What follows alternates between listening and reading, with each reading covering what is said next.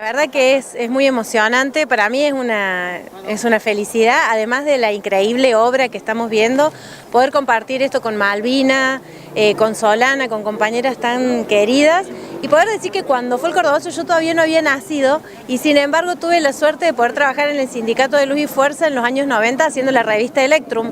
Entonces ahí pude conocer como muy de cerca cómo había sido toda esta historia de hombres y mujeres tan increíbles, que habían puesto tanto de su propia vida, de su propia historia. Así que creo que hoy nosotros y nosotras no tenemos más que sentirnos orgullosos de ser parte de esa tradición de lucha de nuestro pueblo, ¿no?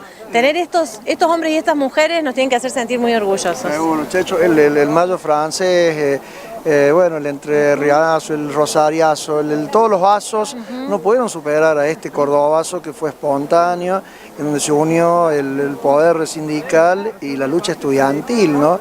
Los estudiantes que no eran todos de Córdoba, sino era esta universidad que abrió sus puertas para todos aquellos que pudieran federalizarse. Claro.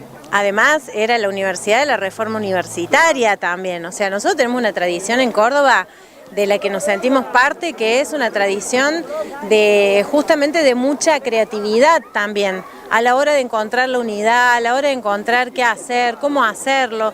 Así que me parece que eso es como lo más interesante para poder rescatar ahora. Como decía Malvina hace un ratito, es importante poder traer estas historias hoy para saber de dónde nos vamos a parar. Y Tosco decía algunas cosas que son como muy maravillosas, ¿no? Él decía acá, tenemos que encontrar la unidad, pero no la unidad con cualquiera, sino la unidad de los de abajo contra los de arriba, ¿no? Entonces yo digo, ¿qué tipo, qué capo? Porque hoy nosotros tenemos que luchar contra las corporaciones económicas, contra las corporaciones políticas también, ¿no? Que se plantan como si fueran los representantes de esas corporaciones económicas. Y nosotros abajo somos todos exactamente las mismas personas, no importa la identidad, y sí importa el deseo de transformación política y de transformación social que tengamos, ¿no? Y con algunos gordos de la CGT que distan mucho del mameluco azul de Tosco. Oh, mira. Yo creo que hoy, bueno, se notó mucho en aquella movilización donde los trabajadores y las trabajadoras bajaban a esa cúpula sindical porque no los representaba, ¿no? Creo que parte de lo que Tosco significa es aquel dirigente sindical que iba a su taller a trabajar.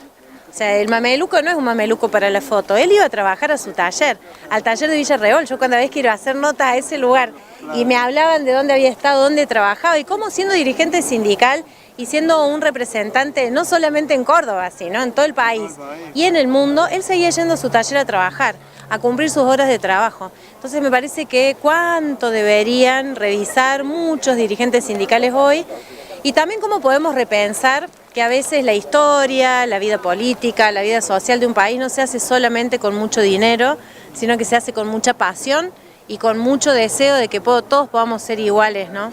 Un poco lo que planteas en tu grito.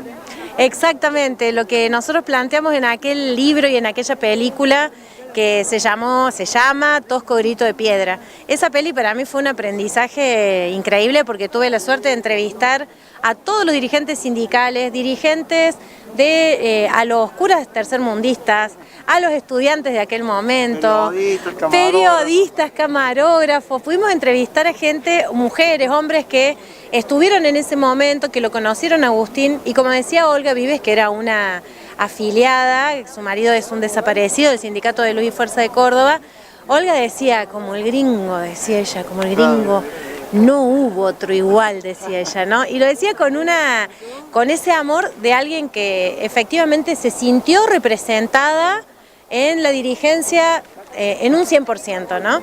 Y que eso creo que es lo que tenemos que buscar en todos los espacios. Ese Tosco Grito de Piedra es una película, está en YouTube, se puede buscar y cuenta mucho todas estas historias y las cuenta en primera persona. A mí me parece que es muy interesante.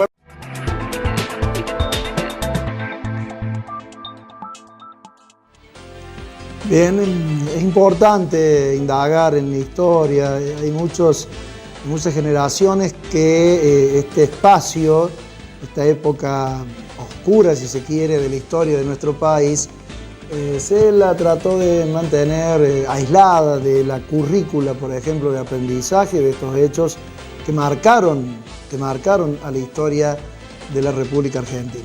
Otro tramo de la nota con con Cecilia Merchán, esto es. Para los del rubro, el trabajo de Toby, jovencito, de Villarroel. Sí, están ahí los periodistas como... Andrés. Sí, está, exactamente, están todos esos periodistas jóvenes contando en las calles de Córdoba, se los ve a algunos frente al barrio Clínicas, otro frente a lo que hoy es la Plaza de España en la capital de Córdoba, bueno, cada uno de ellos contando, y aparte hay momentos hasta graciosos de ese relato, ¿no? Porque bueno, dicen, ahí vienen, ahí llegan las cadenas, no, bueno, o los momentos donde se encuentran los trabajadores con los estudiantes. Se escucha a los francotiradores también. Exactamente, cómo desde el gobierno de Onganía, del gobierno provincial en ese momento, se avanzaba contra los trabajadores, que lo que tenían para defenderse los trabajadores, a diferencia de este Estado que los apaleaba y que les tiraba balas verdaderas, ellos lo único que tenían eran esas barricadas, esas cadenas, ¿no? Bueno, hay también como muchos relatos dentro de los que participaron, que fueron tantas personas además, que hay muchos relatos de cómo gente que estaba en su casa, por ejemplo, sentada comiendo, y uno venía corriendo y le abría la puerta y se quedaban sentados comiendo hasta que pasara esa policía violenta. Pacientes en el clínica. O hacían de pacientes en el clínica. Bueno, todos esos relatos y parte de todo eso creo que queda guardado en la memoria histórica de nuestro pueblo, queda guardado en lo que somos y queda guardado en nuestros propios cuerpos también, ¿no? La última, Checho, y la gran deuda, creo, en el sector educativo es que en las currículas no hay demasiada investigación. Acá había un loco que quería ser como Franco, que era Onganía, que se quería perpetuar.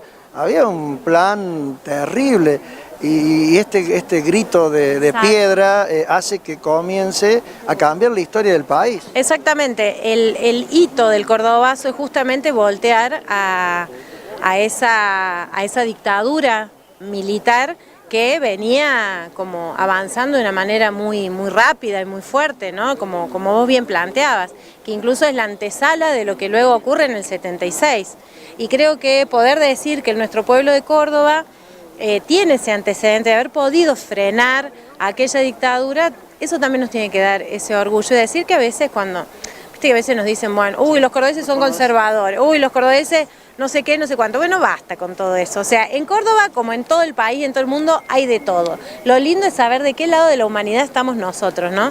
Bueno, nosotros estamos del lado de esta humanidad que pudo frenar a Onganía y que pudo generar para todo el país una nueva esperanza, una nueva trayectoria y que luego hoy podemos retomar, ¿no? Bien, bueno, paso a paso que viene el Córdoba. Sí, porque somos los hijos y las hijas del Córdoba. Gracias. Gracias a ustedes.